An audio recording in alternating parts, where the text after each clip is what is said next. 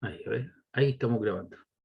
Entonces ahí tengo las ecuaciones en función del parámetro tiempo que me da la posición horizontal y vertical, cosa que ya hemos analizado. Como alfa vale 0 grados, coseno de 0 vale 1, así que te queda el desplazamiento horizontal x1 es v1 por t.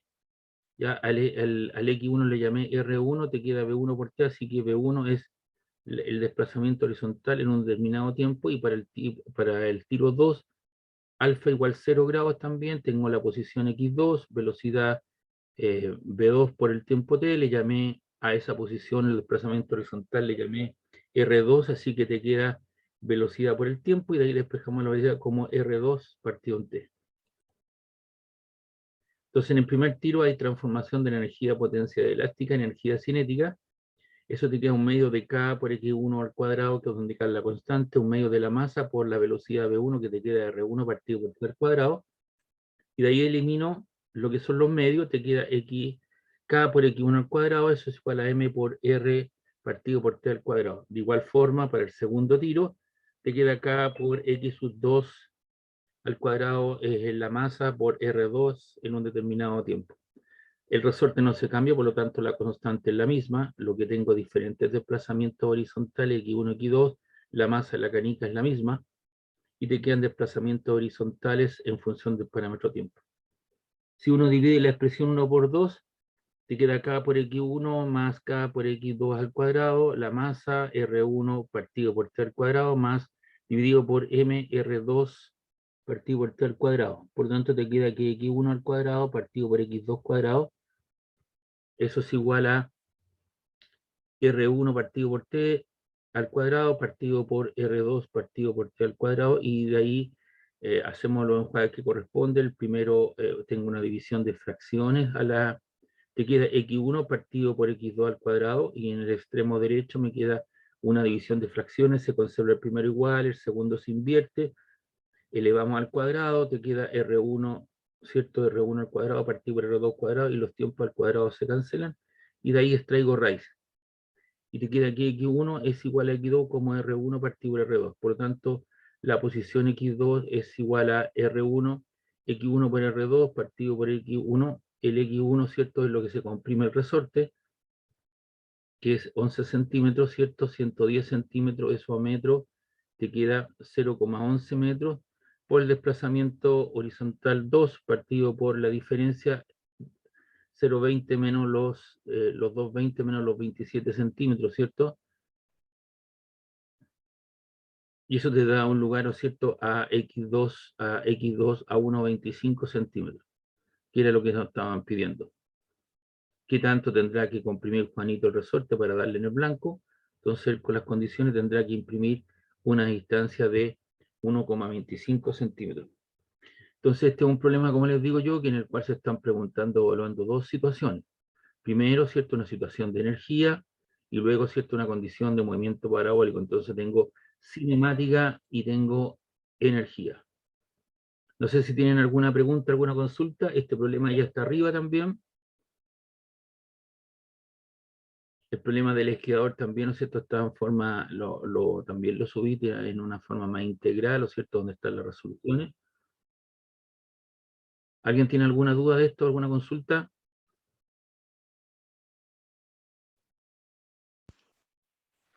Por acá no, profe.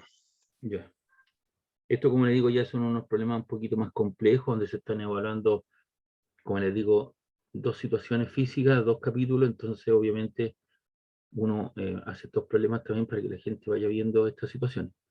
Bien, voy a cerrar esto. Si no hay consulta, no hay preguntas, vamos con este otro.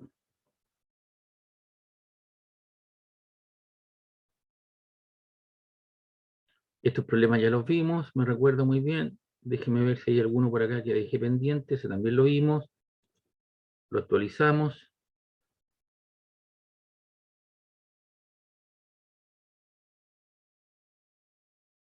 Estos de acá, estos dos no los vimos.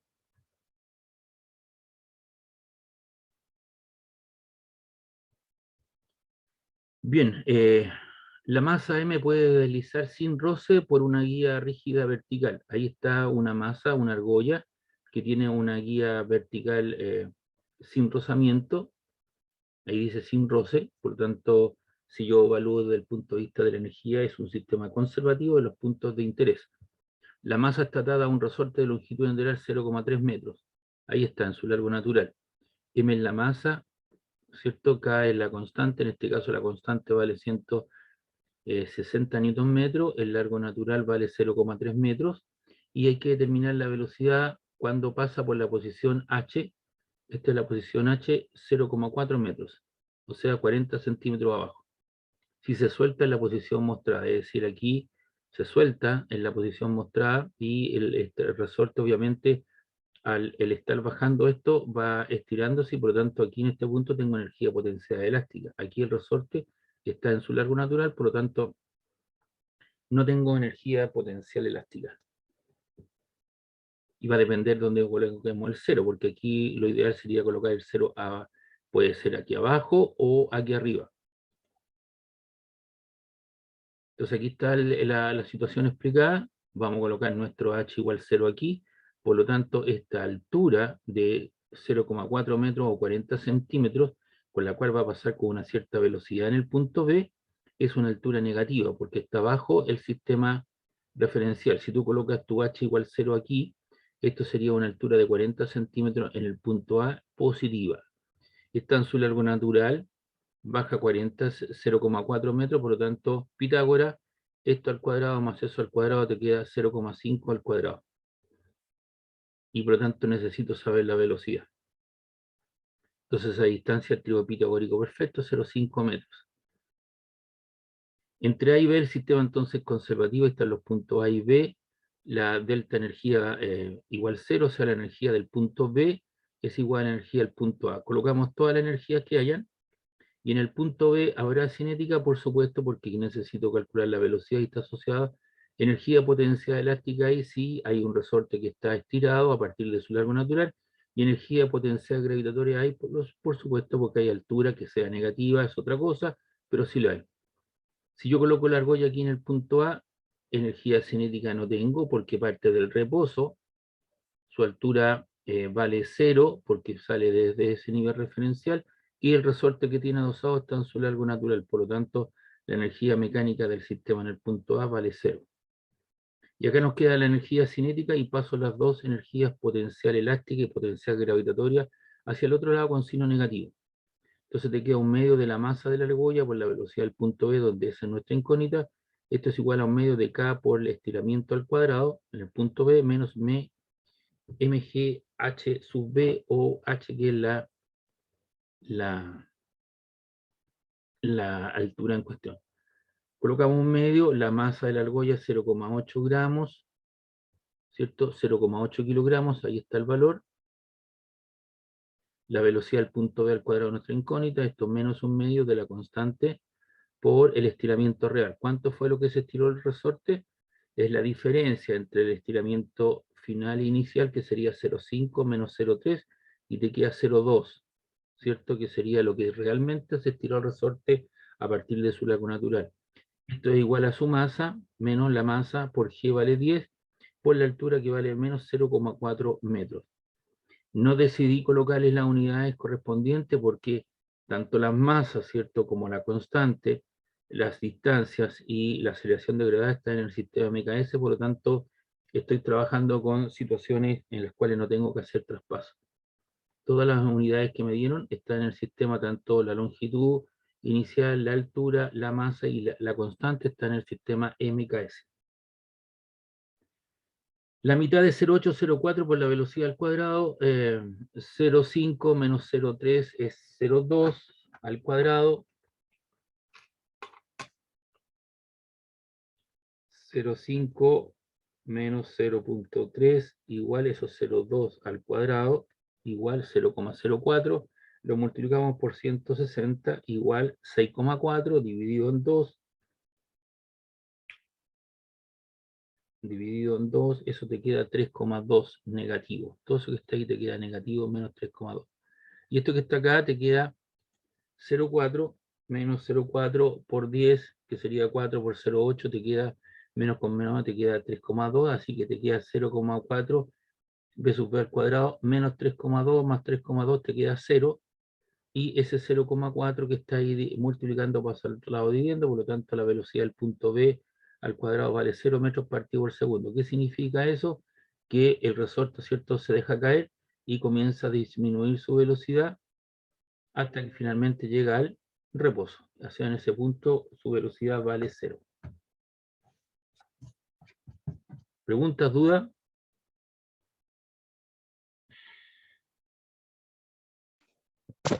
No, profe. Ya, este problema yo no lo había explicado los dos problemas anteriores, entonces me quedaron ahí inconclusos y con eso le estoy dando explicación y completando la guía que corresponde. Y ahora nos falta este otro problema. Déjeme ver si hay alguno más abajo. No, entonces con eso estaríamos explicando. Este problema lo dejé un poquito para el último, igual que el anterior, y otros que no he visto porque aquí tengo que hacer la evaluación de la dinámica del movimiento circular. Entonces, aquí lo que tengo es una argolla también, igual que en el caso anterior, se suelta desde partiendo el reposo en el punto A, un cursor que tiene una masa de 200 gramos, 0,2 kilos, y desliza a lo largo de un alambre liso y rígido, en este sentido. Va aquí, ¿cierto? Va acá, y va a llegar al punto B. Determinar alambre liso y rígido, la altura a la cual se deja caer, ¿cierto?, al centro de la parte circular, o del 3/4 de círculo, son 60 centímetros, tendríamos que pasarlo menos. Determinar la fuerza normal entre el alambre y el cursor cuando éste está pasando por el punto B. Pues aquí hay que evaluar, ¿cierto?, la dinámica del movimiento circular, cosa que yo no he visto, pero sí lo vamos a tratar de explicar para que vea toda esa situación. Entonces, aquí tenemos el punto A, tenemos el punto B, vamos a colocar nuestro H igual 0 aquí, por lo tanto, inmediatamente yo puedo suponer que este cursor, ¿cierto?, se soltó desde 60 centímetros. Y toda esta altura que están aquí abajo serían negativos, pero quiero evaluar esa altura que está ahí. Entonces, ese triángulo que está ahí, lo tiro un poquito más acá, eso es la altura h, para saber qué altura alcanzó en forma respecto al h igual 0, eso vale 0,15. ¿De dónde sale 0,15? ¿Cierto? Sale del radio del semicírculo, o de 3/4 de círculo, entonces eso es 0,15, ese ángulo vale 45 grados este momento, por lo tanto eso vale 45 y caigo ahí en h. Entonces, puedo decir lo siguiente: seno 45 grados es cateto opuesto, partido por la hipotenusa, h por 0,15, dividido en 0,15, y de ahí despejo el h, el 0,15 está dividiendo, pasa multiplicando, te queda 0,15 por el seno 45 grados. Es decir, eso te queda 15 por el sen de 45 grados. Aquí tengo que tener cuidado, la dejé con el sistema B que de la clase pasada, entonces la vamos a colocar 1 degree. Entonces colocamos 15 por el sin de 45 grados y eso me da 10,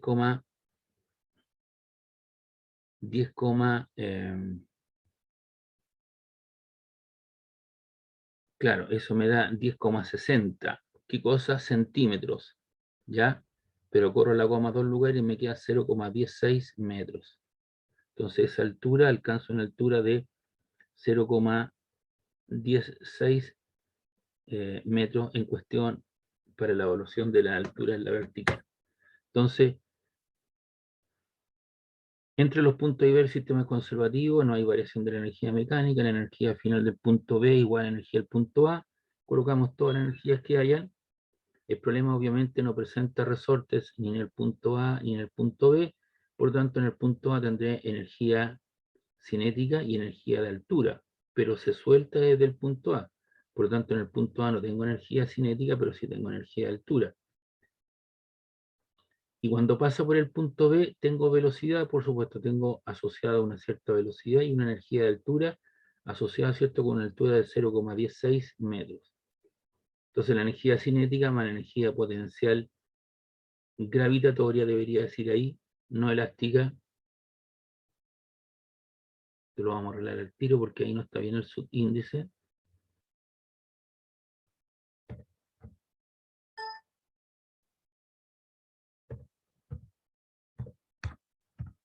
Ahí. Entonces la energía cinética al punto B más la energía gravitatoria al punto B es igual a la energía gravitatoria al punto A. Esto es igual a un medio de la masa de la argolla por mgh sub b igual a mgh sub a. El factor m lo elimino, ¿ya? Me salto un paso, o deberíamos colocarlo aquí si usted quiere.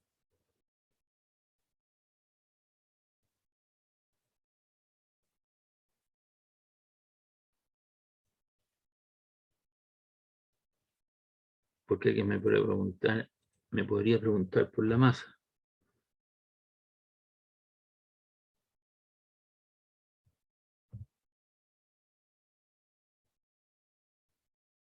Profe, le falta la masa del ejercicio. Entonces usted ve que el factor m se repite en todos los términos, entonces yo puedo eliminar, factorizar por m el lado izquierdo y eliminar la m.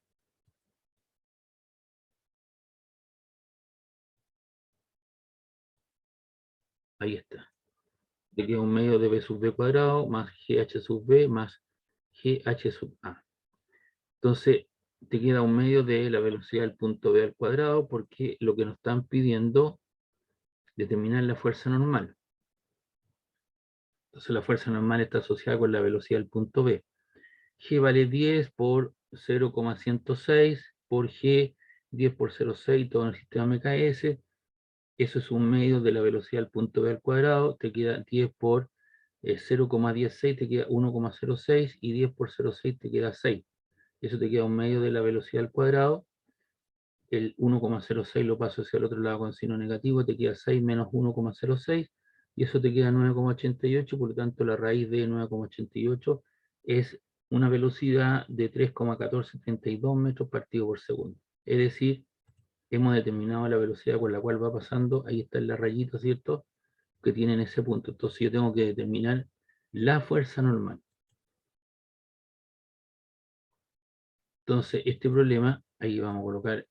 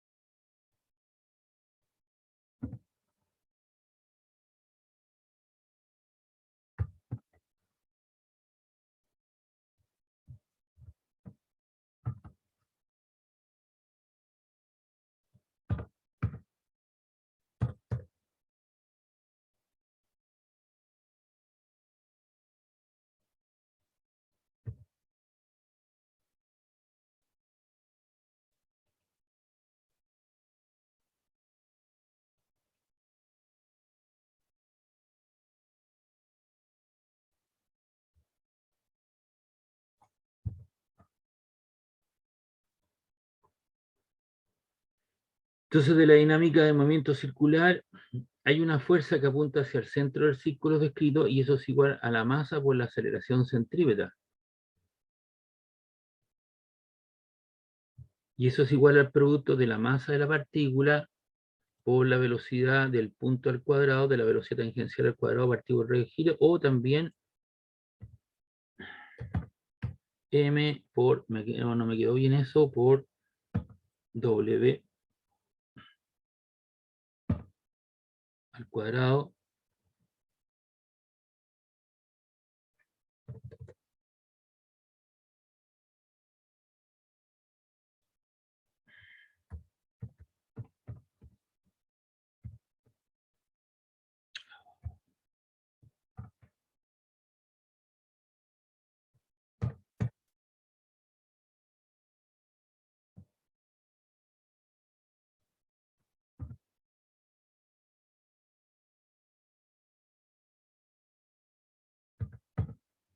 Eso sí. Entonces, cada vez que una partícula describe un círculo de radio R, hay una fuerza que apunta hacia el centro del círculo descrito, que es la fuerza centrípeta, por la masa, por la aceleración centrípeta, y esos productos de la masa, por la velocidad tangencial al cuadrado del punto, partido por el radio, o también en función de la velocidad angular, que es la masa de la partícula, por la velocidad angular al cuadrado, por el radio de giro. ¿Cuál de las dos expresiones con las cuales me quedo?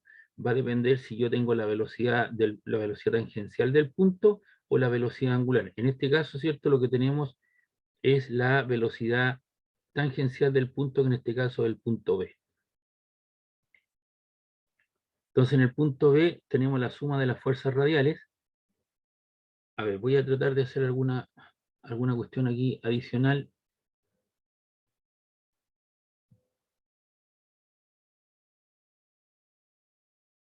Espérenme un poquito, por favor, para la explicación, porque eso yo no los vi como ejercicio, pero me aparecen algunos ejercicios en que tengo que ocupar ese concepto, entonces eh,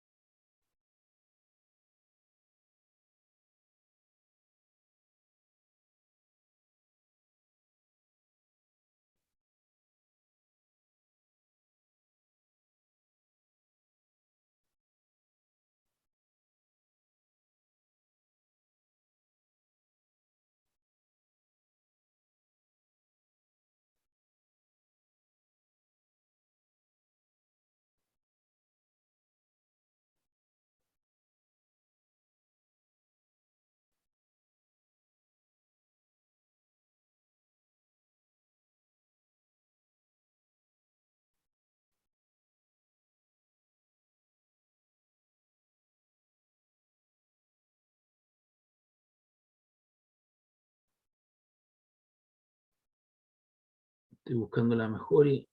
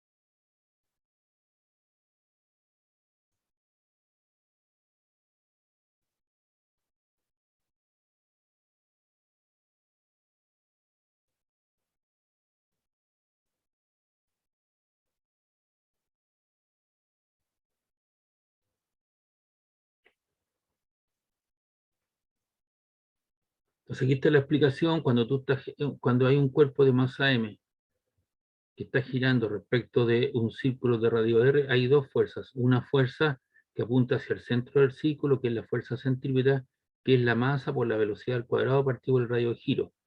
Y hay una fuerza de reacción, ¿no es cierto?, que hace el cordelito en el sentido contrario. Pues la fuerza que hace que esto describa un círculo de radio R, ¿cierto?, es la fuerza centrípeta que apunta hacia el centro del círculo descrito. M es la masa, R es el radio de la circunferencia y B es su velocidad. Entonces, por esa razón, aquí en términos radiales, ¿cierto?, la sumatoria de las fuerzas radiales, tengo la fuerza normal. Si voy al dibujo,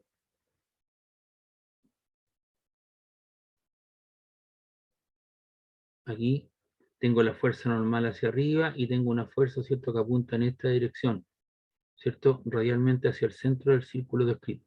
Entonces tengo la normal, el peso que está apuntando de aquí hacia abajo, y si yo lo proyecto hacia arriba, ¿cierto?, esta componente me queda mg seno de 45 grados. Y eso, la diferencia entre esas dos fuerzas que apuntan en una dirección radial, es igual a la masa por la velocidad del punto al cuadrado partido del radio de giro. Entonces de aquí yo despejo la normal, y la normal vale mg coseno 45 más la masa por la velocidad del punto B al cuadrado partido del radio de giro.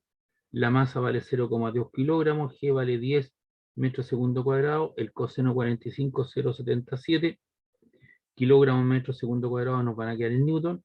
La masa de la partícula vale 0,2 kilogramos. G vale, allí le puse, la velocidad del punto B, que vale, ahí está el valor, 9,88 metros cuadrados segundo cuadrado, partido por el radio de giro que vale 15 centímetros, 0,15. Entonces tú tienes 0,2 por 9,88 por 0,15, debería quedarte 13,173.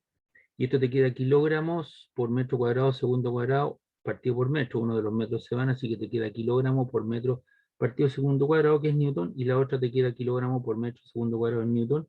Y con eso tú sumas las dos cantidades y eso te queda 14,58 newton, que sería la fuerza de contacto que hace el riel sobre la barrita que apunta en ese sentido. Entonces ahí tiene la normal y tiene el peso mg. Y por eso después esa normal, igual que en el caso anterior, ese ángulo vale 45 grados, así que cuando yo lo proyecto te queda, en esa dirección te queda mg coseno 45. Pero todo esto tiene que ver, ¿no es cierto?, con la dinámica del movimiento circular, cosa que yo no había visto, solamente vi dinámica, y por lo tanto, como aparece un problema de esa característica que me parece interesante que lo conozcan, por eso que doy la explicación adicional, ¿ya? Y lo expreso a través de ese dibujo que se los pongo ahí como proyección. ¿Preguntas, duda, consulta?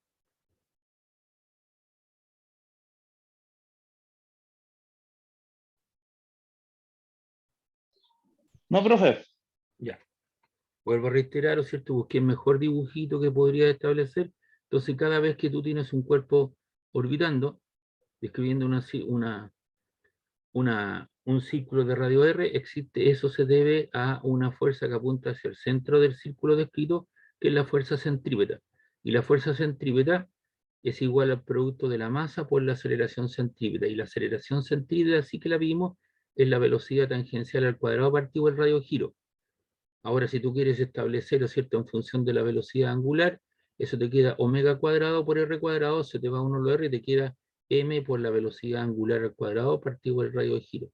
Todas estas dos expresiones, tanto la velocidad tangencial como la velocidad angular y la aceleración centrípeta, eso ya fue evaluado y lo vimos anteriormente cuando vimos vimos movimiento circular uniforme y acelerado.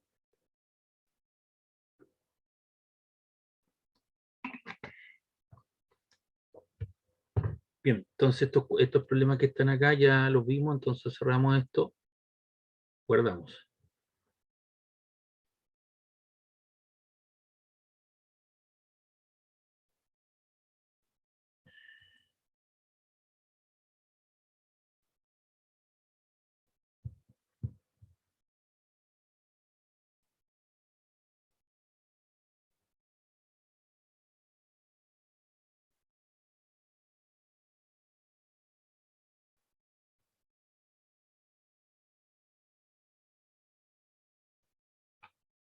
Bien, aquí tenemos un par de problemas más y con eso estaríamos terminando. Tenemos acá, dice, un bloque de 200 kilogramos permanece en reposo en el punto A. Cuando el muelle de constante 500 Nm está comprimido en 7,5 centímetros, por lo tanto ya tengo incorporada cierta energía potencial elástica. Se suelta el dispositivo, lo suelto, ¿cierto? Y del dispositivo que sujeta el sistema y el bloque recorre el tramo A, B, C y D. El punto C es el punto de máxima trayectoria de altura en cuestión. Calcular la velocidad del bloque cuando pasa por el punto B, el punto C y el punto D. M es la masa del bloque, 0,2 kilogramos, K 500 Nm, la distancia que se comprime el resorte son 7,5 centímetros, 0,075 metros, H sub B vale 0,3 metros y H sub C, ¿cierto? Vale 0 respecto al punto A, tengo los 30 centímetros, 0,3 metros, y la distancia desde el B al punto C, ¿cierto? Vale 0,45 porque serían los 30 más los 15, te queda 45 centímetros, y al punto C serían 0,45 metros. Entonces aquí a mí me falta una cosita.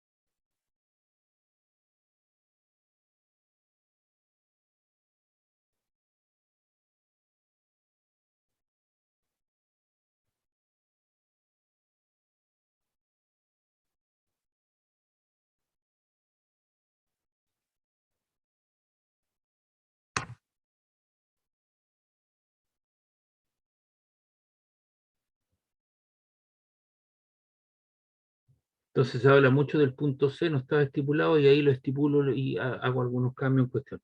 Entonces, solución, aplicamos el principio de conservación de la energía, como es un sistema conservativo, porque no se habla de roce, entonces yo supongo que la energía del punto A igual a la energía del punto B. ¿Qué energías tengo en el punto A? En el punto A, ¿cierto? Solamente queda energía potencial elástica porque hay un resorte comprometido, parte del reposo, y el H igual 0 lo coloco en el punto A, por lo tanto te queda energía potencial elástica el punto A. Y en el B, ¿qué se traduce? Se traduce en velocidad, en altura. Entonces te queda la energía cinética del punto B y la energía gravitatoria del punto B. Recuerden que las colocamos todas. Esto es igual a un medio de la constante por x al cuadrado, o un medio de la masa por la velocidad al cuadrado, más mh sub b. Y de ahí despejamos la velocidad. Este término pasa ya restando, ¿cierto? Hay una serie de enjuagues, usted los puede verificar. Le queda 2 por un medio por 500 newton metros, ¿cierto? Por 0,075, que es la compresión, menos 0,2 por 9,8 por h, que es la altura de los 30 centímetros, dividido por la masa, y eso le da una velocidad de 2,86 metros partido por segundo. Esa velocidad final pasa a ser del punto B, pasa a ser la velocidad inicial, si usted quiere, del punto B para llegar al punto C. Ahora se aplica el principio de conservación de energía de B a C. Entonces colocamos toda la energía. ¿Qué energías tengo en el punto B? Tengo energía cinética y tengo energía de altura respecto del punto A, ¿cierto? Entonces tengo energía potencial gravitatoria. Eso se traduce en energía cinética porque este bloquecito va a recorrer esto y va a pasar por el punto C. Vamos a ver si pasa. Y tengo energía también de altura, que serían los 45 centímetros. Para el punto B serían los 30. Entonces tengo un medio de la masa por la velocidad del punto B más mgh sub B y los dos puntos de energía del punto C, y de ahí usted despeja la velocidad del punto C. Esto lo puede pasar hacia el otro lado, lo queda como signo mg, factor de h sub B menos h sub A, aquí lo dejaron como esa situación, y puede multiplicar por 2 partido por m, para dejar ver solita la velocidad, y ahí tiene la velocidad del punto B con 2,29 metros partido por segundo. Ya que la energía del punto B es igual a la energía, ahora me están preguntando con qué velocidad pasa por el punto D, y con la misma velocidad con la que pasa el punto B. Entonces, ya que la energía del punto B es igual a la energía del punto A, del punto C, ¿cierto? Ya que están a la misma altura, sus velocidades son iguales, ¿cierto? Entonces aquí vamos a tener que hacer un arreglo porque hay un subíndice que no está correcto y lo vamos a arreglar al tiro.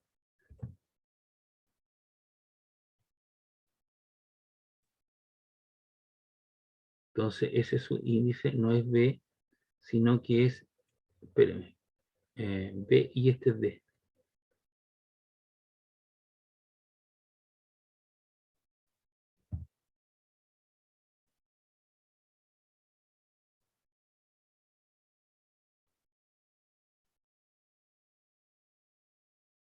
Entonces, como están a la misma altura, ahí tienen entonces ustedes las velocidades del punto D también.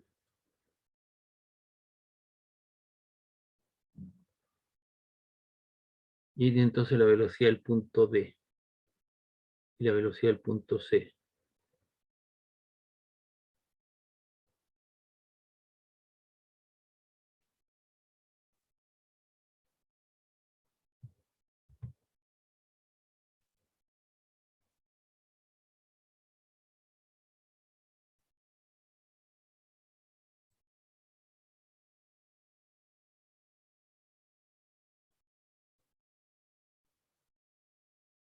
Ahora, esta velocidad que está aquí en el punto B equivale ¿cuánto?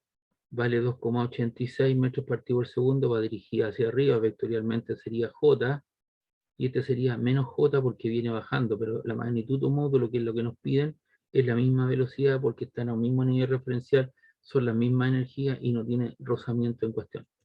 ¿Preguntas, dudas?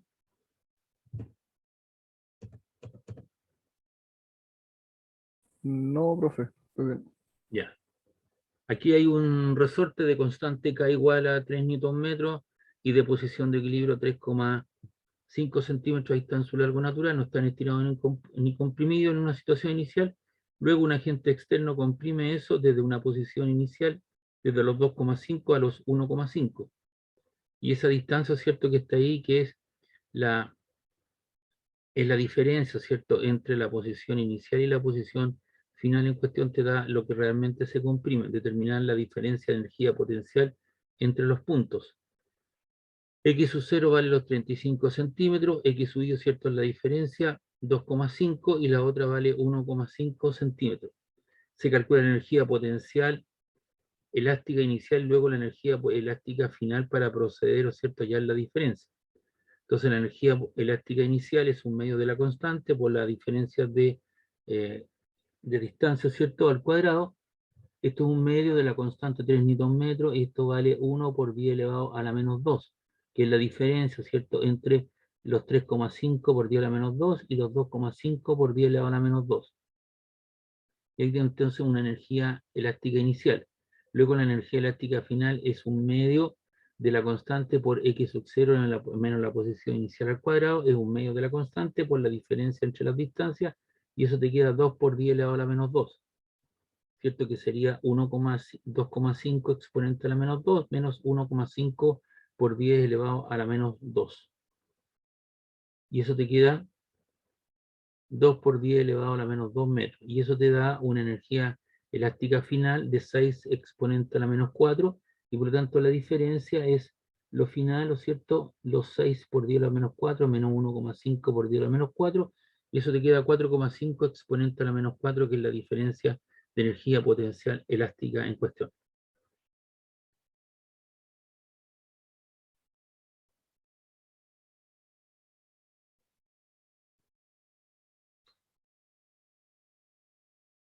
Ese problema lo voy a dejar planteado para que lo vea. Yo me voy a referir a este otro que está acá. Este aparece normalmente en el Survey, resuelto, o algunas editoriales, ¿cierto? Pero se lo voy a explicar.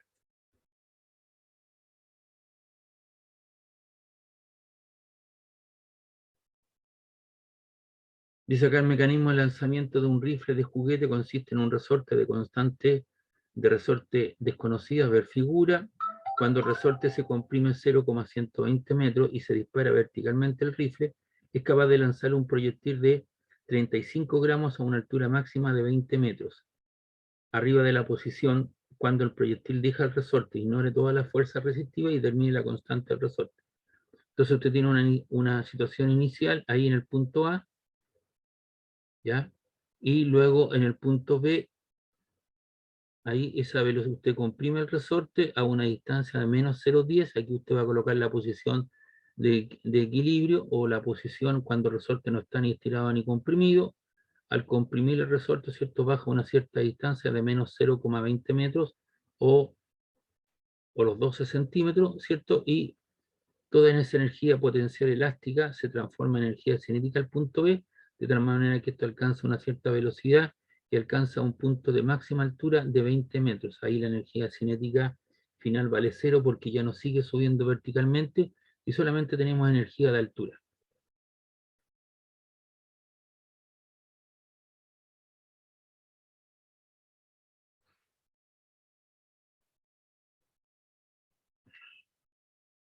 Entonces para este ejercicio se supondrá el 0, el h igual 0,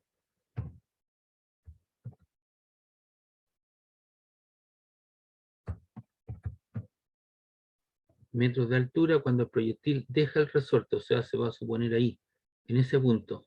Lo otro es negativo porque está bajo el 0. Por lo tanto, en este punto la energía potencial valdrá 0. Ahí la energía potencial, me refiero a energía potencial gravitatoria y la energía potencial elástica, porque llega a su máxima compresión y toda esa energía potencial elástica se transforma en energía cinética en movimiento. A continuación se plantea la conservación de energía entre el punto A y el punto C. Entonces tenemos acá la energía en el punto A, la energía en el punto C. En el punto A solamente tenemos energía potencial gravitatoria y elástica, energía cinética no, porque el resorte, la bolita está en su 0, y todo eso se transforma en energía de altura en el punto, porque la energía cinética final vale 0. Entonces te queda la energía gravitatoria del punto A más la elástica del A, y se transforma en energía potencial gravitatoria en el punto C. mgh sub A en el punto A, mgh sub C en el punto C, que son las energías potencial gravitatoria, y aquí tengo un medio de K por X cuadrado. Pasamos eso hacia el otro lado, factorizamos por mg, h sub c menos ha, y ese 2 que quedó aquí solito pasa multiplicándose hacia el lado, porque esto ya se traspasó al otro lado, te queda 2 mg h sub c menos h sub a, y el que acompaña al k, ¿cierto? Es el x cuadrado que estaba multiplicando y pasa dividiendo. Y eso te queda 2 por la masa de la bala, por 9,8 metros partido segundo cuadrado, 20 menos 0,20 porque está bajo el 0, partido por lo que se comprime el resorte, que son 0,120 metros cuadrados, todo eso al cuadrado, y eso te queda una constante de 958 newton metros. ¿Preguntas, dudas de este problema?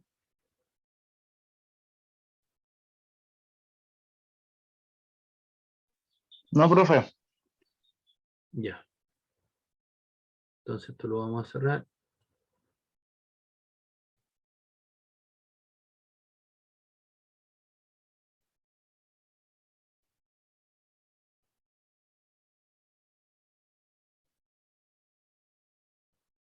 Déjame ver estos problemas si lo he explicado.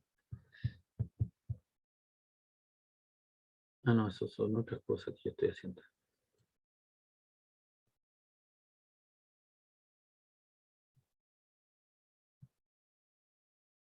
Este problema también lo expliqué el otro día, que fue el problema de la prueba, ¿no?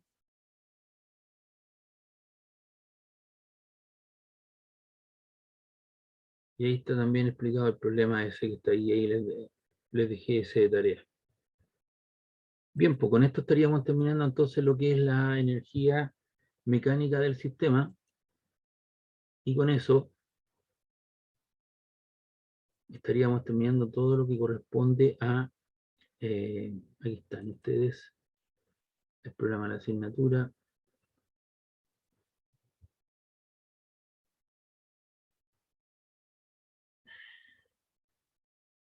Entonces la segunda prueba, que es el 29 del 11, estaría entrando lo que es trabajo mecánico, potencia mecánica, energía y conservación de la energía. Hasta aquí estaría entrando entonces para la segunda prueba. Y ahora vamos a comenzar, ¿no es cierto?, a ver la unidad de calor, temperatura mecánica del fluido, oscilaciones, y veremos, ¿cierto?, si llegamos hasta onda electromagnética. No sé si tienen alguna pregunta, alguna duda. Entonces, hasta aquí entraría para la segunda prueba, todo lo que es la unidad de trabajo mecánico, potencia mecánica, energía y teorema de conservación de la energía.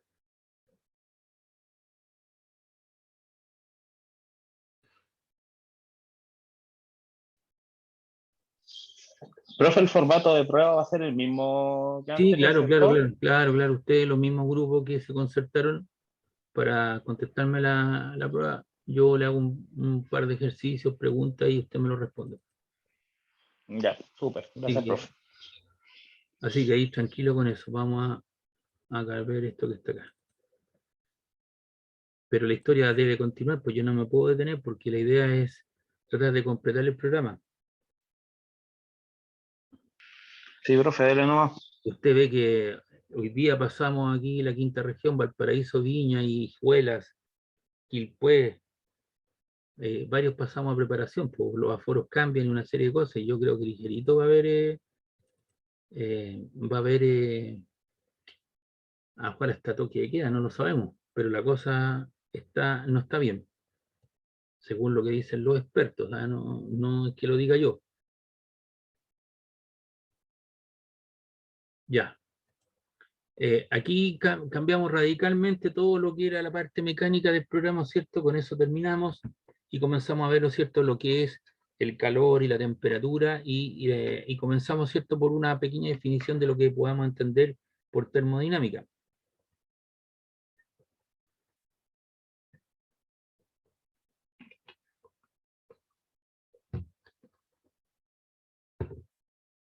La termodinámica es una parte de la física que se encarga de estudiar la relación existente entre el calor y el trabajo, especialmente el calor que produce un cuerpo para realizar un determinado trabajo.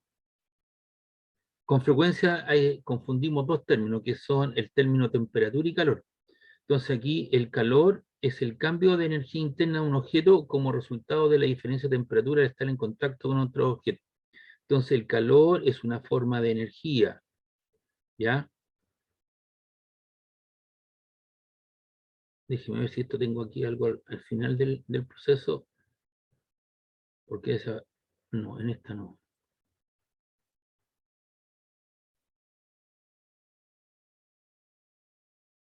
Así que el calor es una forma de energía. Y estas cosas ya las tengo escritas por ahí en un, espérenme un poquito.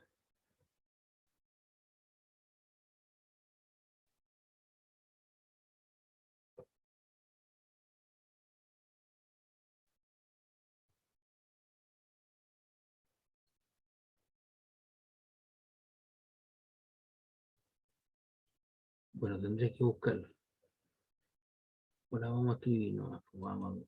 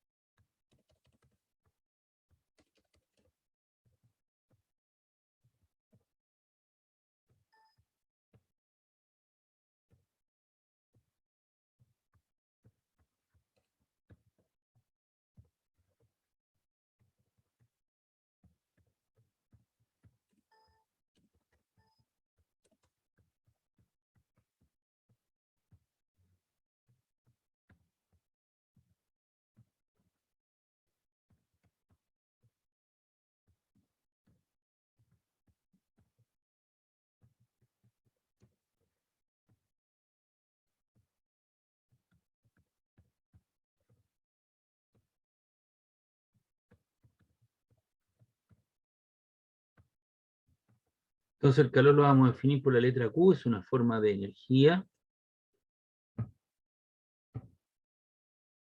Se mide en calorías, en kilocalorías y en joule. ¿Ya? Entonces, es el concepto claro que tenemos que tener, que el calor es una forma de energía y eso es el resultado de una diferencia de temperatura a estar dos cuerpos en contacto con otro. En cambio, la temperatura viene a ser una magnitud escalar arbitraria tomada, ¿cierto?, del estado de calor o frío que se encuentra un cuerpo o una sustancia. Para entender este tema es conocer algunos conceptos. Entonces, la temperatura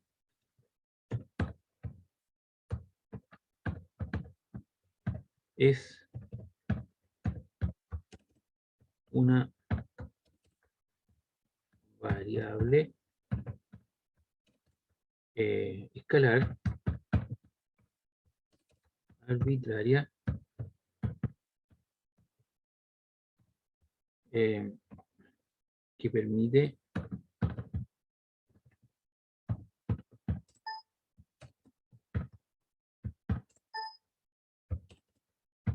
evaluar los intercambios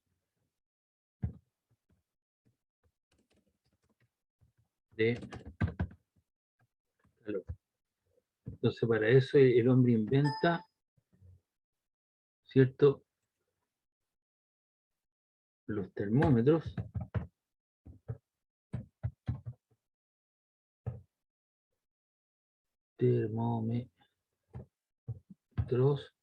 y la escala de temperatura.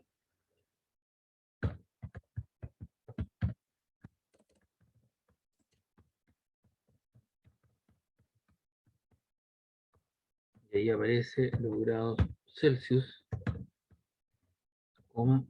los grados Kelvin, y los grados Fahrenheit. Y aquí yo cometo un error porque eso nos lleva pelotita en cuestión. Entonces, obviamente, el calor es una forma de energía que se mide en calorías, kilocalorías, joule, y T es la temperatura, ¿cierto?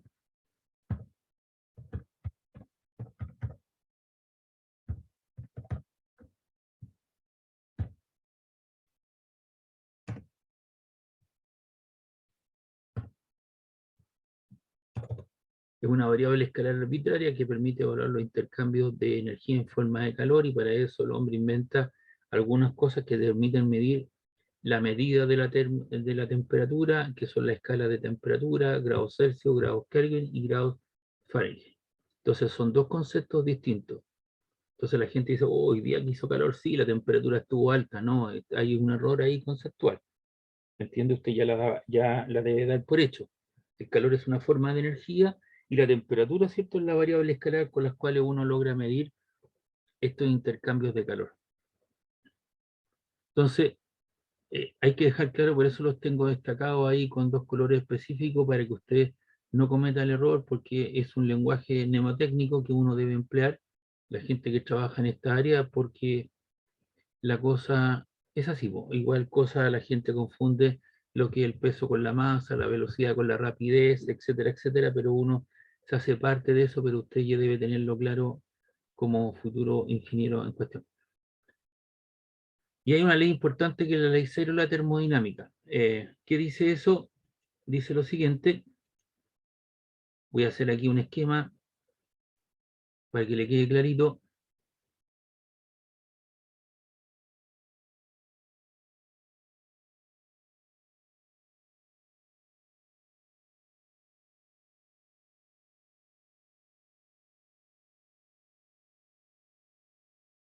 Ahí tengo una situación A,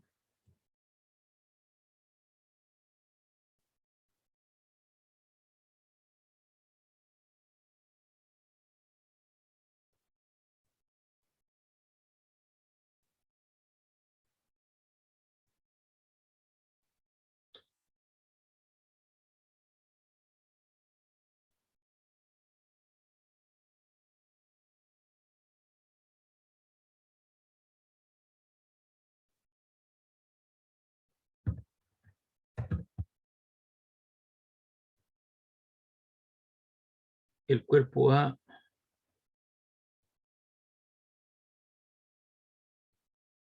este es el cuerpo B,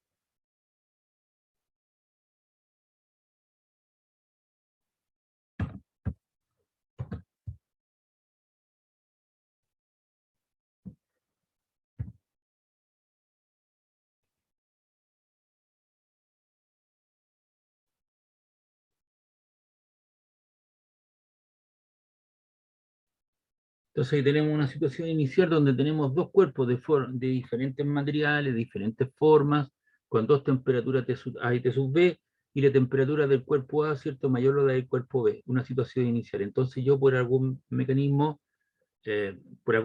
mecánico, por algún mecanismo, ¿cierto?, yo los coloco en contacto y se produce una transferencia de energía desde los cuerpos calientes hasta los cuerpos fríos. Y eso, ¿cierto?, es el intercambio de energía en forma de calor.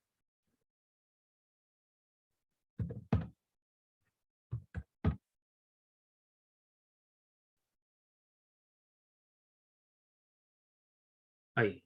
Se produce una transferencia de energía en forma de calor desde los cuerpos calientes hacia los cuerpos fríos. ¿Y eso hasta cuándo dura? Hasta que las temperaturas, ¿cierto?, son iguales, es decir, los cuerpos han alcanzado su temperatura de equilibrio. Alcanzaron el equilibrio térmico. ¿Y eso quién lo explica? Lo explica la ley cero, la termodinámica.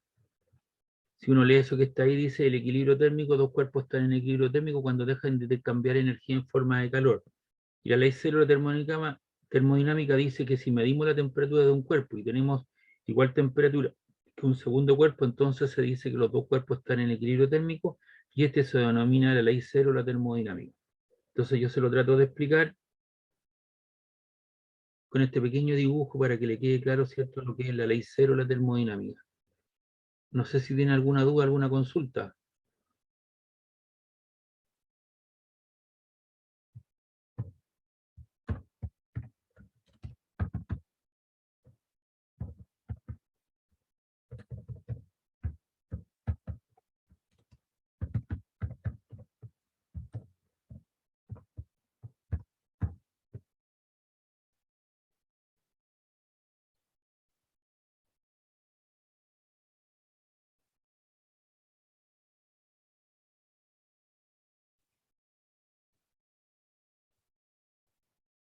Se lo voy a agregar acá al fondo la explicación.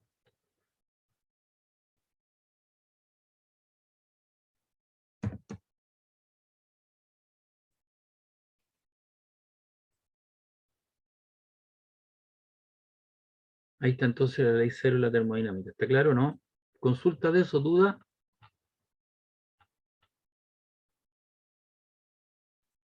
¿Aló? No, profe, está claro. No, profe. Entonces, hay dos cosas que tienen que tener claro y hacer la diferenciación. Una cosa es el calor y otra es la temperatura, que están relacionadas, obviamente que sí. El calor es una forma de energía, ¿cierto? Y que trata de explicar, ¿cierto?, la diferencia de temperatura al estar en contacto dos cuerpos. Hay cuerpos que ceden energía en forma de calor y otros lo captan. Y la temperatura es una magnitud arbitraria, ¿cierto?, escalar, que el hombre inventa para demostrar cuán frío, ¿cierto?, cuán frío o cuán caliente están los objetos. Y hay una ley, ¿cierto?, que es la ley cero de la termodinámica, que dice que si yo tengo dos cuerpos aislados, a diferencia con temperatura T sub A y T sub B, de tal manera que la temperatura de un cuerpo es mayor que la del otro, y lo coloco en contacto mediante algún mecanismo, obviamente se produce transferencia en forma de energía, en forma de calor desde los cuerpos calientes hacia los cuerpos fríos, hasta alcanzar el equilibrio térmico, es decir, alcanza una temperatura final equivalente. Igual. Y aquí aparece un poco la historia de lo que son los termómetros y las escalas de temperatura. Los termómetros son instrumentos que sirven para medir la temperatura, basados en ciertas propiedades físicas, que son los puntos de equilibrio, ¿cierto?, que cambian con la temperatura, constan normalmente de un tubo al vacío, un capilar, y dentro de ellos, ¿cierto?, hay un líquido que puede ser tolueno, puede ser alcohol, o puede ser mercurio. Y existen los termómetros líquidos, que es lo que estaba mencionando. Estos líquidos, o cierto, tienen que tener ciertas propiedades, ser opacos, obtener un alto grado de pureza, que se dilaten uniformemente con intervalo de temperatura, que el líquido no se adhiera a las paredes del tubo, que los puntos de fusión y ebullición se estén distantes. ¿Y qué clase de termómetros tenemos? Clínicos de máxima mínima, de gas, metálico, pirómetro óptico, y una serie más de los digitales, ¿cierto?, que utilizan en los malls, ¿cierto?, en los cines o los centros, en los bancos, farmacias, ¿cierto?, que nos miden constantemente la temperatura, y existe un gran número de termómetros en cuestión, y que basan sus principios en dos puntos extremos, que son los puntos fijos, ¿cierto?, de esta escala. Y el hombre inventó inventa ciertas escalas de temperatura. La temperatura es el nivel de calor de un gas, un líquido, un sólido, y 3 escalas sirven comúnmente para medir la temperatura. Son la escala Celsius, Fahrenheit y la escala Kelvin, que es primordialmente, ¿cierto?, utilizada para investigación científica, experimentos científicos o para revistas indexadas. Entonces, un poco la historia. La escala Celsius fue inventada en 1742 por el astrónomo sueco Andrés Celsius. Esta divide la temperatura de congelación y ebullición del agua en 100 partes iguales, es decir, cada vez que tú tienes una mezcla de hielo y agua, tú tienes un cero, y cada vez que tú tienes agua hirviendo, ¿cierto?, tienes temperatura, ¿cierto?, en ebullición a 100 grados. Y cada uno de estos grados, ¿cierto?, se llama los grados Celsius con la pelotita de grado. Y la escala Fahrenheit, que fue establecida por el físico holandés-alemán Gabriel Daniel Fahrenheit en 1724, aún muchos países están usando la escala Celsius. La escala Fahrenheit es ampliamente utilizada en los Estados Unidos, en general en Europa, los países anglosajones, y esta escala divide los puntos de fusión y ebullición en 180 partes o intervalos iguales, y las temperaturas de la escala Fahrenheit son conocidas como los grados Fahrenheit. Y por último está la escala Kelvin, lleva el nombre de William Thomson Kelvin, un físico británico que la diseñó en 1848, y prolonga la escala Celsius hasta el cero absoluto. Una temperatura diseñada, ¿cierto?, caracterizada por una ausencia completa de energía calórica. Las temperaturas en esta escala se llaman los grados Kelvin sin la pelotita de grado. Y acá tenemos algunas referencias o comparación de temperatura. Cada vez que tú tienes agua hirviendo, tendrás una mezcla, ¿cierto?, aproximadamente de 100 grados Celsius, en Fahrenheit serán 212. El punto de congelación del agua se va a tener hielo, a cero, ellos 32, con la temperatura corporal promedio 37 grados, más menos 1 grado, 36, ¿cierto?, 37, 85, y en Fahrenheit 98.6. La temperatura ambiente confortable entre los 20 y 25 grados Celsius y los 68 y 77 grados Fahrenheit. Entonces aquí tenemos las 3 escalas de temperatura, por favor. Si quieren sacar una foto de eso, o visualicen bien, por favor. Vengo al tiro. Me da 5 minutos, voy al baño y vuelvo. Permiso.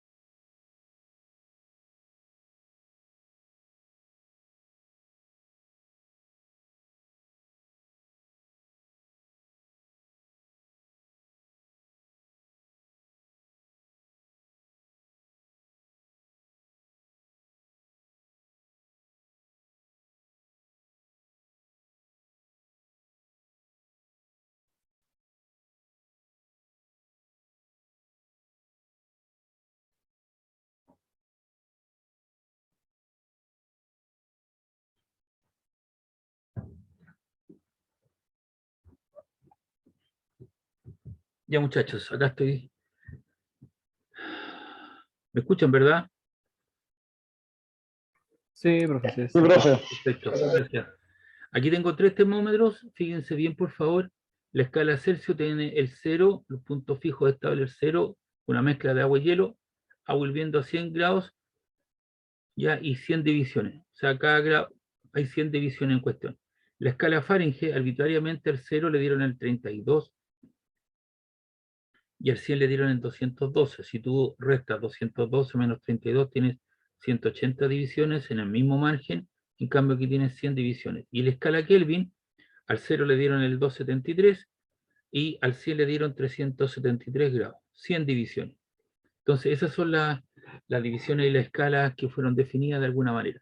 Ahora, fíjense bien lo que les voy a decir. Numéricamente hablando,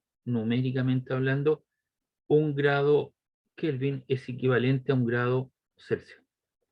El espíritu, ¿cierto?, de la ecuación, el espíritu de la escala es otro, pero numéricamente hablando, un grado Celsius es igual a un grado Kelvin porque son 100 divisiones. Ya no es así el caso, ¿cierto?, de las divisiones de los Fahrenheit. Entonces ahí tenemos la escala en cuestión, tenemos nuevamente los puntos fijos estables, como son el 0 y el 100, y cada división son 100 partes iguales y corresponde a un grado Celsius. Igual cosa aquí, fue diseñada por el físico Gabriel Daniel, ¿cierto? Fahrenheit, a la presión atmosférica normal, el punto de solidificación del agua y difusión del hielo, 32 y 212. Esta escala está dividida en 180 partes iguales y cada uno corresponde al grado Fahrenheit. Y la escala Kelvin, inventada por el matemático físico británico William Thomson, Lord Kelvin, en esta escala el cero absoluto que está situado a menos 273,15 grados Celsius, algunos usan menos 273, que corresponde a 0 grados Kelvin. Y una diferencia de un Kelvin equivale a una diferencia de 1 grado en la escala centígrada, ¿cierto? Lo que yo estaba diciendo en cuestión. Y aquí están las fórmulas que te permiten hacer los traspasos, ¿ya? Entonces, si uno quiere pasar las fórmulas que te permiten, por ejemplo, si uno quiere pasar de grados centígrados a grados Fahrenheit, ¿qué es lo que hace? Multiplica esa temperatura que te dan, la multiplicas por 9, ese resultado lo divides por 5 y a ese resultado tú le sumas 32, porque hay ciertas prioridades respecto de la operatoria en cuestión. Entonces, cuidado, esa es la ecuación que nos permite pasar de un sistema a otro, de grados centígrados a grados, de grados centígrados a grados Fahrenheit. Ahora, para pasar de grados Fahrenheit a grados Celsius, la temperatura que te dan de grados Fahrenheit le restas 32, esos 32 lo multiplicas por 5 y ese resultado lo divides en 9 y obtienes la temperatura en grados Celsius. Ahora, para pasar de grados centígrados a grados Kelvin, simplemente tú tienes la temperatura en grados Celsius y la quieres llevar a grados Kelvin, le sumas 273,15 o 273. En cambio, si tú quieres llevar la temperatura en grados Kelvin a la temperatura en grados Celsius, tomas esa temperatura en grados Kelvin y le restas 273,15 y lo obtienes en grados Celsius. Entonces ahí está la escala o las ecuaciones que nos permiten traspasijar, ¿cierto?, de un sistema a otro. Ahora, no existe una relación directa, falta, ¿cierto?, una relación directa entre los grados Fahrenheit y los grados Kelvin. Entonces aquí dice observación. No existe una relación directa entre los grados Kelvin y los grados Fahrenheit. Se debe utilizar una escala Celsius como puente. Entonces tú lo que haces, los grados Kelvin, tú los llevas a grados Celsius y los grados Celsius, ¿cierto?, los llevas a grados Fahrenheit. Ahora, si tú quieres una escala, los grados Fahrenheit los quieres llevar a Kelvin, los grados Fahrenheit los llevas a Celsius y los Celsius los llevas a Kelvin. Entonces, uno la utiliza como puente. No hay una relación directa, una ecuación que los permita traspasijar, ¿cierto?, esa información. Entonces vamos a hacer aquí algunos problemas, por favor, saque su calculadora. Vamos a hacer el primer problema, dice cuál es la temperatura normal de una persona, suponiendo 36,5 grados Celsius expresada en grados Fahrenheit. Entonces lo que queremos hacer es llevar los grados Celsius, llevarlo a grados Fahrenheit. Entonces, ¿qué hacemos ahí? ¿Me ayuda con la calculadora? Usted coloca los 36,5, vamos a emplear esta ecuación, la multiplica por 9 y la divide en 5. Y luego le suma 32. ¿Cuánto le dio eso?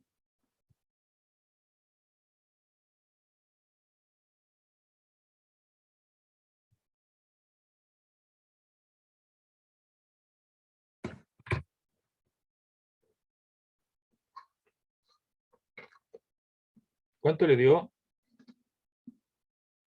97,7. 97,7. Perfecto.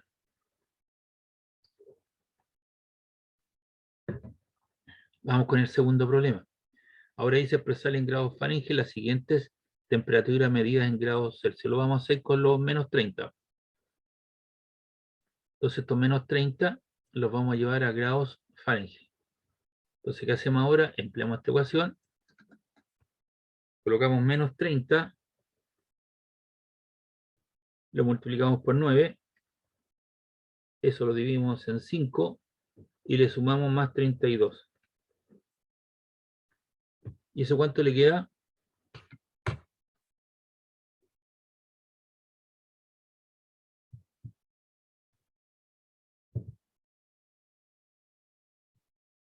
¿Cuánto le quedó? Menos 22. No sé si me Menos habré 22. equivocado. Menos 22. Está bien. Menos 22. Después usted en su casa hacer con el menos 5 para que practique un poco. Dice aquí expresar en grados Celsius las siguientes temperaturas en grados Fahrenheit. Vamos a hacerla con 152.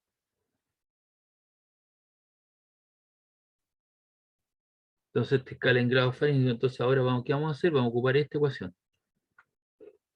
¿Qué hacemos? Colocamos la temperatura que nos dan dentro del paréntesis, que fueron 152. Le restamos 32. Ese resultado lo multiplicamos por 5 y eso lo dividimos en 9. ¿Cuánto le quedó?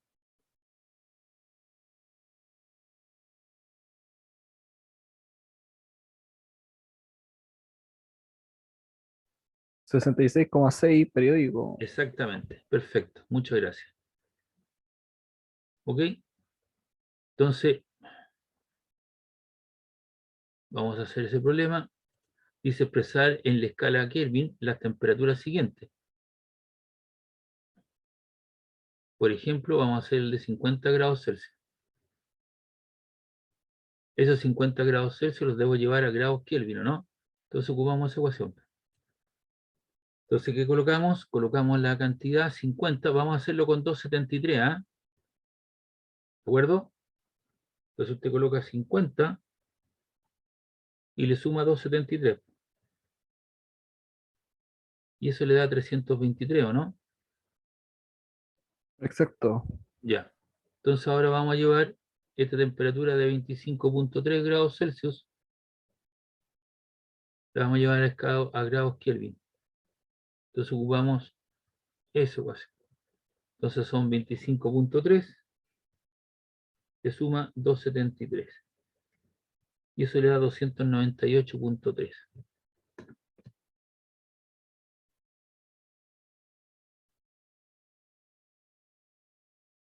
Ahora vamos a llevar esta que está aquí, 72 grados Fahrenheit, a grados Kelvin. Entonces no existe una relación directa, ¿no? Entonces tengo que usar como puente la Celsius.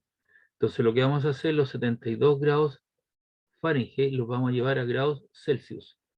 Entonces ocupamos primeramente esa ecuación. Entonces colocamos ahí 72 menos los 32, lo multiplicamos por 5 y dividimos por 9. ¿Cuánto le queda a eso? 22,2 periódico. 22,2. Y eso hay que llevarlo a grados Kelvin, ¿o no? Entonces ocupamos ahora esa relación. Esos 22,2 le sumo 273. ¿Y eso cuánto le queda? Le queda 295,22222, ¿no?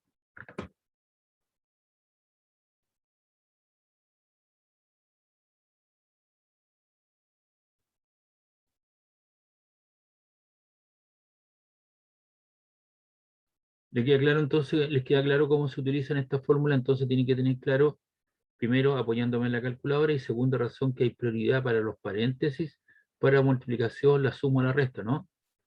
De eso se trata. Entonces vamos a hacerle, voy a saltar el problema 5, ya lo hacemos ya.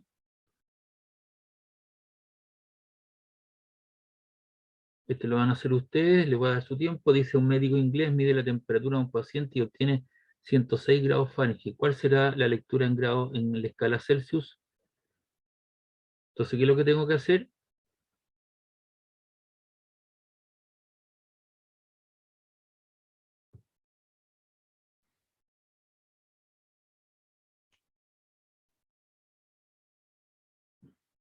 ¿Qué es lo que hacemos ahí? ¿Aló? Ya se me fue otro, eran 16, me quedan 15. Hay que ocupar la fórmula de, o sea, restarle a los 32, multiplicarlo por 5 y dividirlo por 9, eso, ¿no? Claro.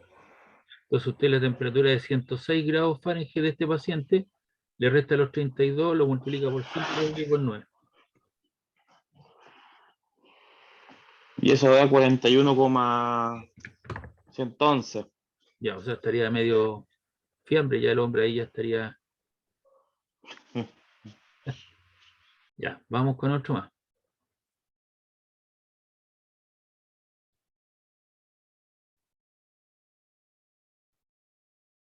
Vamos a leer todos llegaron al resultado, ¿no?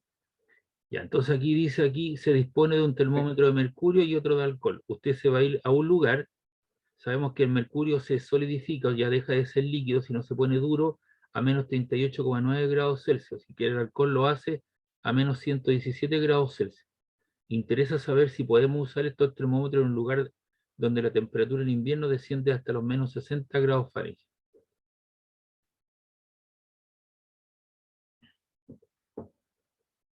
Entonces, ¿qué yo tendría que hacer?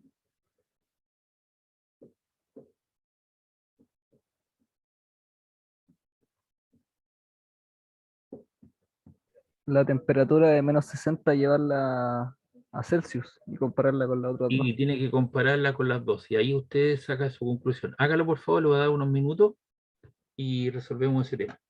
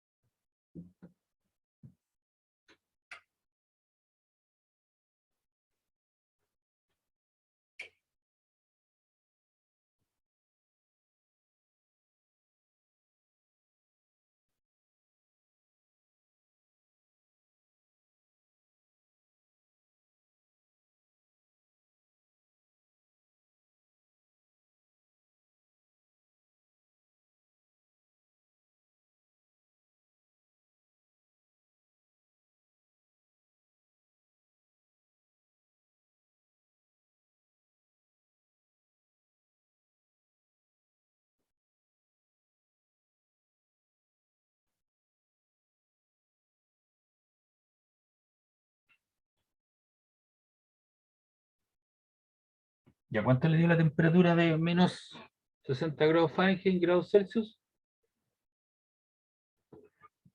Menos 51,1 periódico. Ya, entonces si uno observa la situación, el termómetro de mercurio no me sirve porque esa temperatura en invierno es menos 51, abajo, 51, algo, que está más abajo de menos 38,9, por lo tanto deja de tener utilidad, ¿cierto? El termómetro de mercurio, porque ya como líquido no funciona, sino que se solidificó.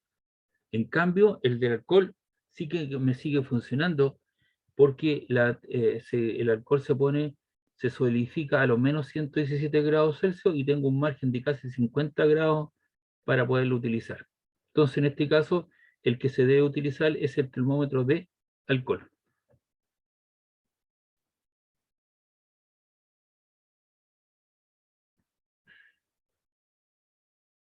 ¿Preguntas, dudas de esta parte? Vamos a hacer el problema 5.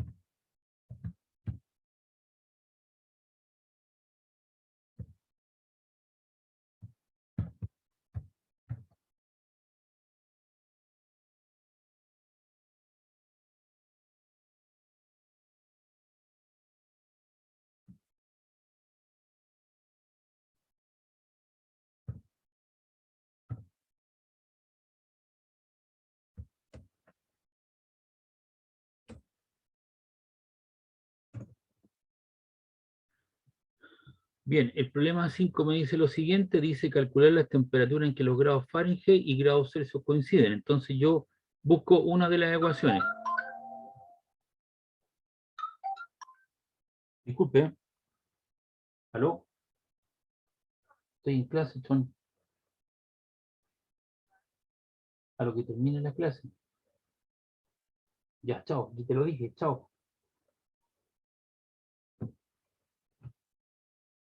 Entonces tengo la temperatura, elegí esta ecuación, la temperatura en grados Fahrenheit, la temperatura en grados, perdón, los grados Celsius, la temperatura en grados Fahrenheit menos 32 por 5,9.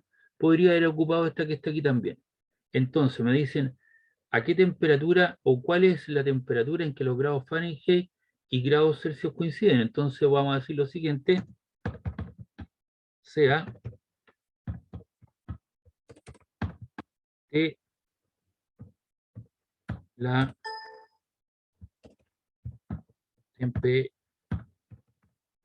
temperatura. Entonces en este caso, tomo la ecuación,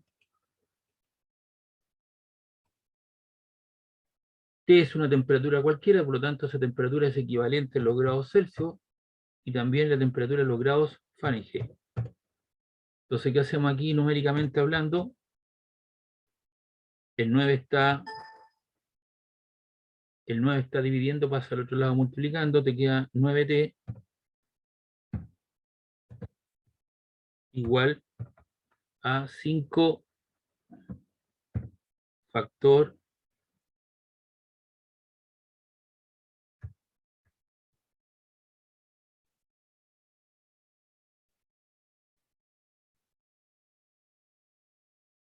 en cuestión. Y ahí te queda 9T, 5 por T, te queda 5T, pasa a los lados como menos 5T, igual a 5 por 32 son 5 por 2, 10, menos 160. Y abajo, ¿qué nos queda?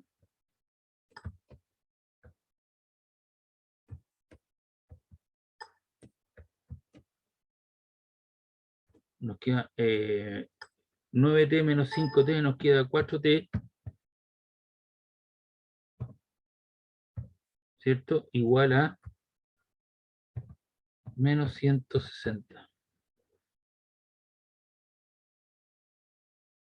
Y eso nos queda que T igual a 160, menos 160 dividido un 4, te queda menos 40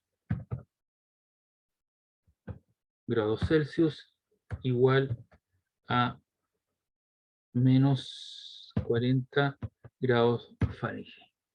Y es entonces la temperatura en cuestión.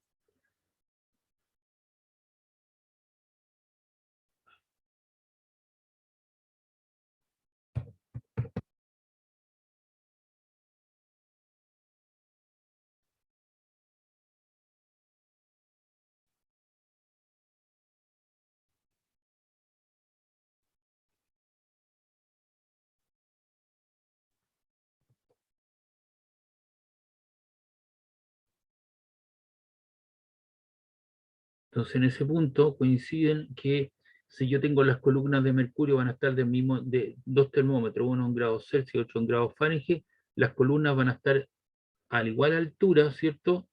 Cuando estén marcando los menos 40 grados Fahrenheit y menos 40 grados Celsius de acuerdo a la situación. ¿Preguntas, dudas?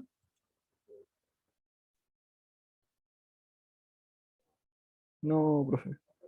Ya, ese como lo hice yo acá, lo voy a agregar abajo, ¿ya?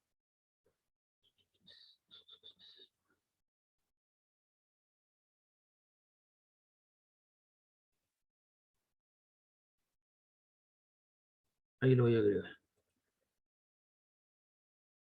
El problema 5. Entonces, después vienen acá otros problemas más. Dice, ¿a qué temperatura en un termómetro en grados Celsius marca numéricamente un tercio en grados Fahrenheit? Entonces tú puedes tomar cualquiera de las dos ecuaciones. En una será T partido en 3 y esta será T. Si yo digo ¿a qué temperatura corresponde cuando el termómetro en grados o grados Fahrenheit marca el doble de la temperatura en grados Celsius? Entonces tú colocas 2T 9/5 por t más 32. Si coloco un 20avo, ¿cierto? Entonces colocarás 1 partido por 20, t sub f igual a 9/5 t más 32. Entonces puede ser el duplo, la cuarta parte, un tercio, la mitad, ¿entiendes? Entonces tiene varias combinaciones en cuestión, y por lo tanto eso se lo dejo de tarea para que usted lo haga.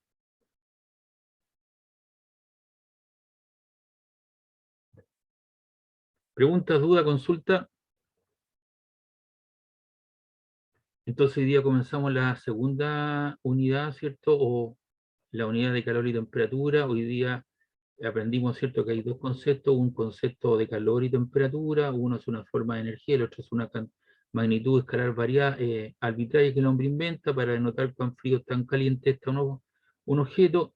Está la ley cero de la termodinámica, que dice que si hay dos cuerpos que están aislados, a diferencia de temperatura, al colocarlo en contacto se produce una transferencia de energía desde los cuerpos calientes a los fríos, y eso dura, esa transferencia de energía en forma de calor, hasta que ambos cuerpos alcanzan la misma temperatura. Si no, es cosa de verlo, ¿cierto? En invierno uno tiene los pies más helados, entonces coloca un guatero y ese guatero está con agua hirviendo o con agua caliente, ¿cierto? Usted se lo coloca en contacto y se produce una transferencia de energía desde el cuerpo caliente, en este caso el guatero, a sus pies, y esa transferencia de energía alcanza hasta cuando ambos, tanto el guatero que cede energía en forma de calor, ¿cierto?, los capta a sus pies. El ojo izquierdo veo poquísimo. Derecho tengo que enfocarlo demasiado. ¿Aló? ¿Sí? No, veo borrosísimo. Ya. Así que esas dos cantidades son iguales. Y eso lo explica la ley cero termodinámica, está en los termómetros. ¿Puede cerrar el micrófono, por favor? Gracias.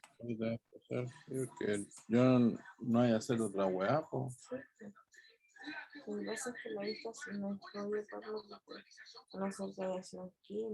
¿Puede cerrar el micrófono, por favor? Gracias. Y aquí están los diferentes tipos de termómetros que existen, la escala de temperatura y las ecuaciones que nos permiten hacer cierto trapasije de una información al otro. Está la escala de temperatura, sus definiciones, y están las temperaturas en cuestión, y desarrollamos algunos problemas. ¿Tiene alguna duda, alguna consulta de esto?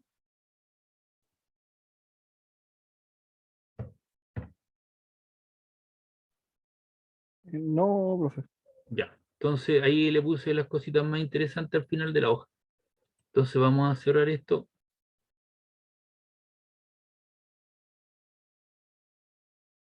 Esto también lo vamos a cerrar, no lo necesito, eso también. Ya. Y vamos a ver algo.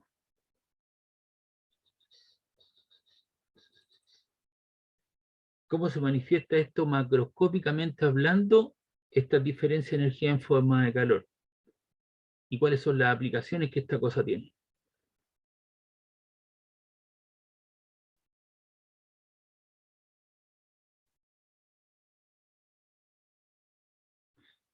Nosotros terminamos nuestra clase como a las 12, a las 21:15, ¿no? Sí, a esa hora estábamos terminando. Claro, entonces yo creo que con el análisis de esto que voy a mostrar, este PPT, estaríamos terminando. Entonces la próxima clase comenzaríamos a hacer problemas de aplicación de esta parte. La dilatación térmica de los sólidos líquidos. Tanto los sólidos como los líquidos se dilatan o se contraen con aumento o disminución de temperatura. Aplicaciones hay variadas y los vamos a ir entendiendo a medida que transcurre la explicación. Entonces, en una escala macroscópica, acá lo que tengo, ¿cierto?, es la dilatación térmica de un cuerpo como consecuencia del cambio en la separación media de sus átomos o moléculas. Para comprender esto se considerará un sólido que consta de un arreglo regular de átomos mantenidos unidos por fuerza eléctrica. Entonces lo que tenemos aquí a la izquierda son cánicas o pelotitas, ¿cierto?, plásticas, y que están unidos mediante pequeños resortes. Y tiene una distribución de tipo cúbica, tiene un largo, un ancho y un alto. Y eso está ahí a una cierta temperatura. Cuando yo le introduzco energía en forma de calor y hago que ésta aumente su temperatura, obviamente las pelotitas comienzan a vibrar. Estas fuerzas que están unidas, ¿cierto?, que son los resortes rígidos, son los enlaces intermoleculares, ¿cierto?, con los cuales están distribuidos, y se produce un aumento, ¿cierto?, tanto en el largo como en el ancho y en el alto, y por lo tanto en su distribución cúbica, ¿cierto?, debido a ese aumento de temperatura. Por su naturaleza, las fuerzas interatómicas se consideran elásticas y para temperatura de los rangos comunes, estas cánicas, ¿cierto?, vibran con una amplitud aproximada de 10 elevado a la menos 11 metros y con una frecuencia de 10 elevado a 13 Hz. Y la separación promedio es de orden de 10 elevado a la menos 10 metros, o sea, un Armstrong. Adelante del 1 tengo 9 ceros. Y cuando aumento la temperatura del sólido, los átomos vibran con amplitudes más grandes y la separación promedio con ellos aumenta. Entonces se produce una dilatación, ¿cierto?, tanto en el largo, en el ancho y el alto, y esta dimensión, ¿no es cierto?, es una función lineal de la temperatura, dando lugar a una dilatación térmica. Entonces vamos a suponer en el primer caso una dilatación de tipo lineal. Por ejemplo, un trozo de hierro, un riel de acero, ¿cierto?, donde están las vías, ¿cierto?, por las cuales circulan los trenes. Ahí tengo un riel de varios cientos de metros o algunos metros, y obviamente tendrá una cierta longitud L, y obviamente al aumentar la temperatura del lugar, sobre todo en exposición en el verano, con estas temperaturas altas que hay en este momento, ¿cierto?, se produce un delta longitud, una variabilidad en su longitud. Experimentalmente entonces se ha encontrado que este cambio en la longitud es directamente proporcional a una cierta constante por la longitud inicial por el cambio de temperatura. Ya le he mencionado más de alguna vez que en todo proceso, en todo modelo, siempre hay una constante de proporcionalidad. Y esa constante de proporcionalidad en este contexto se llama el coeficiente de dilatación lineal para un material dado y se mide en grados Celsius a la menos 1. Y cada material tiene asociado un coeficiente de dilatación. El delta L, ¿cierto?, es la longitud final menos la longitud inicial. Por la longitud inicial por delta T, que es la temperatura final menos la temperatura inicial. Entonces, inicialmente nosotros tenemos la barra con un largo inicial de sub 0 a una temperatura de sub 0. Al incrementar, ¿cierto?, su temperatura en un delta T, pasa a una temperatura final, que sería la temperatura inicial más el incremento, y su longitud final va a ser la longitud inicial más ese incremento. Y ese incremento, ¿cierto?, va a ser esa pequeña diferencia en cuestión.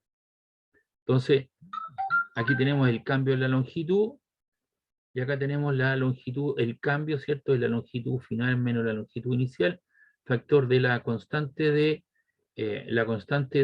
dilatación térmica por la longitud inicial por delta T. Ese LI lo paso hacia el otro lado con signo positivo. Factorizo por LI, te queda la longitud final que adquiere el objeto, ¿cierto? La longitud inicial, factor de 1 más alfa por delta T. Para ilustrar mejor el valor, un valor de 5 por 10 a la menos 6 grados Celsius a la menos 1 significa que la longitud del objeto cambia 5 millonésimas su valor original por cada grado de temperatura. El coeficiente alfa se considera promedio porque en general varía con la temperatura, pero comúnmente esta variación es despreciable en la escala en que se realizan la mayoría de las mediciones. También podemos tener el caso de una dilatación superficial o de área. Entonces en este caso hay comprometidas dos dimensiones, largo, ¿cierto?, y ancho. Entonces aquí tengo un objeto, un trozo de vidrio, por ejemplo, que tiene un área inicial a una temperatura inicial, se produce, ¿cierto?, un aumento en su temperatura en un delta T, y hace que aumente tanto en el largo como en el ancho, y por lo tanto se produce un incremento en el área.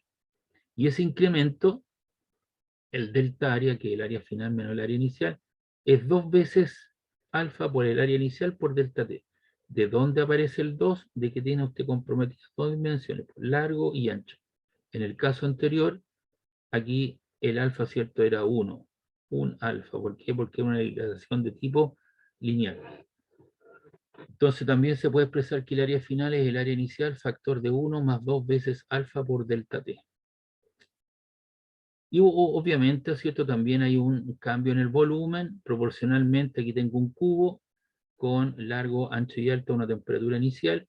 Si yo incremento, ¿cierto?, su temperatura en un delta T pequeño o un delta T, aumenta tanto el largo, el ancho y el alto, y por lo tanto el volumen. Y el volumen final será el volumen inicial más el cambio en el volumen.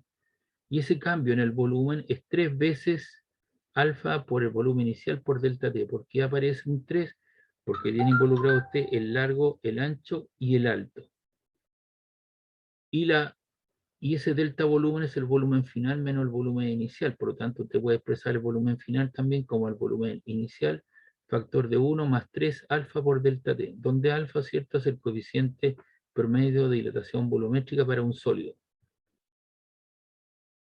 Entonces aquí tenemos los tres objetos, una barra de largo L sub 0 a una temperatura, se incrementa en un delta T, y eso da lugar, ¿cierto?, a un incremento en su longitud delta L.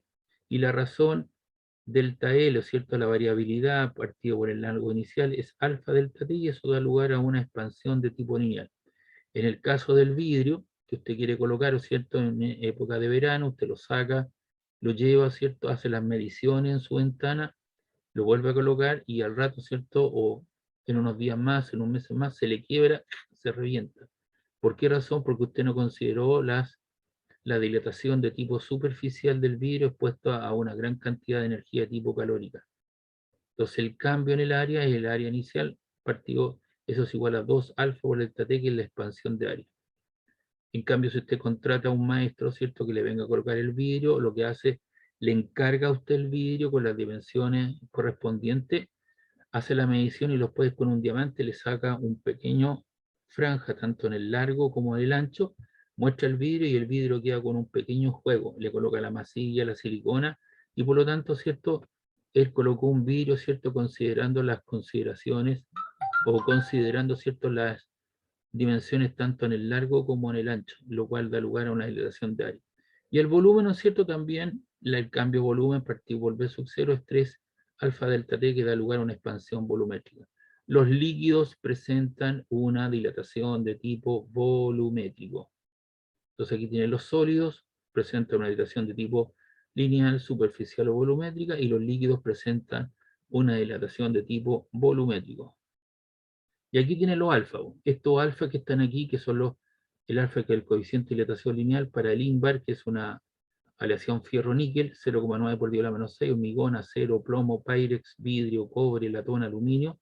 Tengo esos valores y pueden estar variando porque son datos experimentales. Algunos autores usan 12 por 10 a la menos 6, pero tú comprenderás que entre 12 por 10 a la menos 6 y 11 por 10 a la menos 6 son 6 ceros antes. Por lo tanto, sus cantidades son pequeñas, así que por lo tanto son datos que se obtienen experimentalmente, que usemos 12 o 11 da lo mismo en este caso. Y aquí tenemos el vidrio común y el vidrio de Pyrex, seguramente su mamá, su esposo, ¿cierto?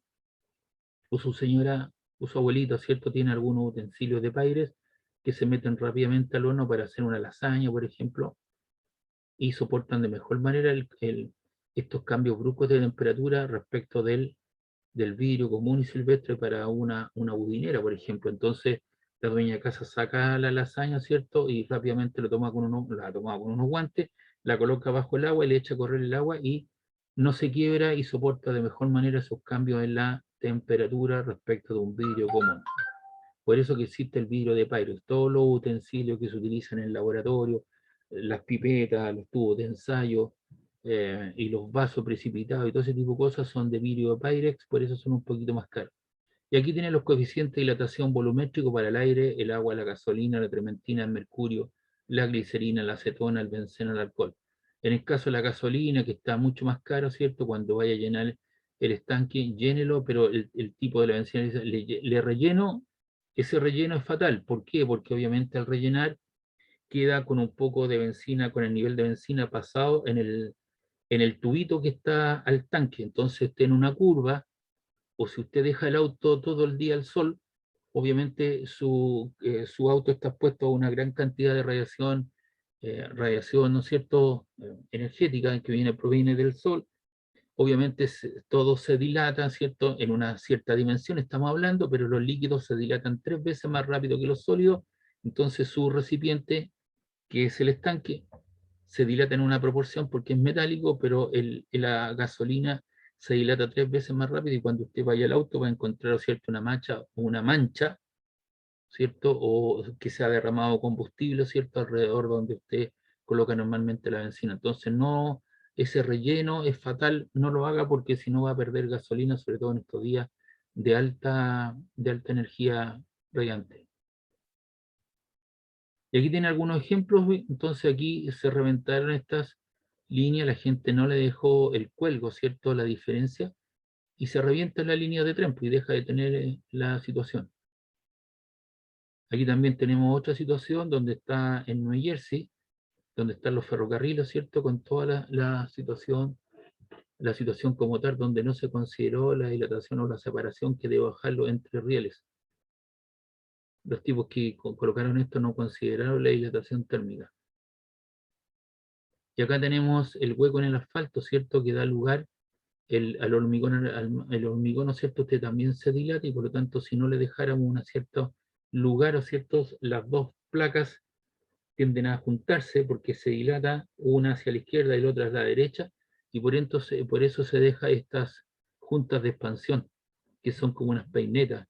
Entonces lo que hace es esto, ¿cierto? Y eso aminora, ¿cierto? Actúa como un chicle, un elástico que hace que permite que hace que el hormigón armado o el puente del cual está construido se pueda dilatar o contraer. Y aquí tenemos otras junturas de puentes, ahí están, que son unas verdaderas peinetas que te permiten que en toda la dimensión el puente se pueda dilatar y contraer. Aquí tenemos algunos pilotes, ¿cierto? O algunos pivotes, el extremo de un puente está fijo, mientras que el que se muestra aquí se apoya en pivotes para la expansión térmica.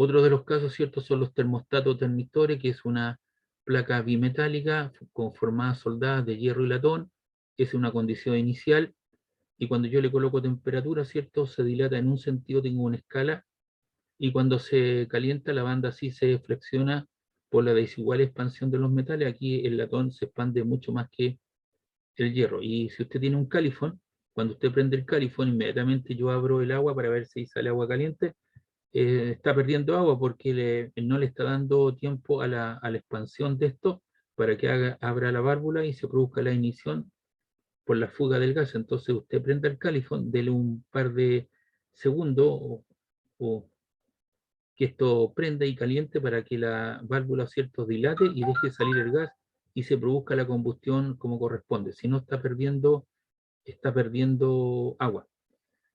Lo mismo sucede si usted llegó del trabajo a su casa, ¿cierto? Usted tiene que tiene que indicar o señalizar y usted siente un golpeteo, ¿no? Tic, tac, tic, tac, tic, tac. Eso es una barrita bimetálica que está puesta en algún lugar y que dilata, ¿cierto? Y se contrae debido a aumentos bruscos de temperatura. ¿Y de dónde sale energía?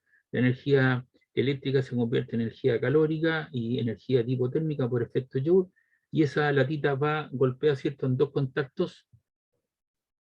Entonces usted lo que está escuchando es esto, ahí lo estoy mostrando, el golpe, cierra, abre, cierra, abre, luz, prende, apaga, prende, apaga, prende, apaga, prende, apaga, ¿me entiende? Entonces ahí donde está la situación para la desviación del extremo de la tira podría utilizarse para medir temperatura. Entonces esos son algunas aplicaciones que podemos tener, las planchas, los secadores de pelo, y hoy día todas las cosas tienen su protección en función de un termostato, un termistor que permite regular la temperatura en cuestión de que eso no se cargue, no se sobrecaliente. Vamos a terminar con esto, la anomalía del agua. El agua tiene un comportamiento de expansión no lineal cerca del punto de congelación.